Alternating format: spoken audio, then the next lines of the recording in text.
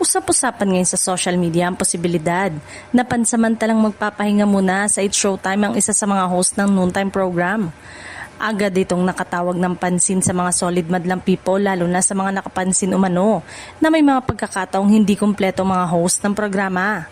Ayon sa mga kumakalat na usap-usapan, hindi naman umano ito nangangahulugan na tuluyan ang aalis ang naturang host sa It's Showtime.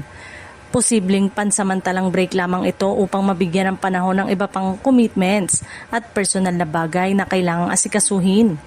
Hindi rin bago sa mga host ng programa ang pansamantalang pagkawala sa show dahil sa pelikula, serye, concert, endorsement, bakasyon at iba pang trabaho. Kaya naman para sa ilang netizen, hindi agad dapat bigyan ng negatibong kahulugan kapag may isang host na hindi muna napapanood sa ilang episode. Gayunpaman, dahil matagal nang magkakasama at malapit na sa puso ng viewers ang It's Showtime family, mabilis talagang napapansin ng madlang people kapag may isang pamilyar na mukha na wala sa studio. Kaya marami ang naghihintay kung magkakaroon ng opisyal na paglilinaw tungkol dito. May ilan ding umaasang anumang pahinga ang gawin ng naturang host ay pansamantala lamang at muli rin itong mapapanood sa noontime program.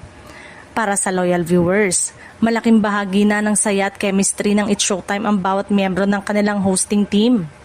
Sa ngayon, hanggat wala pang opisyal na pahayag mula sa host o sa It's Showtime at marami ang nakabantay at naghihintay sa susunod na magiging update tungkol sa naturang Showtime host.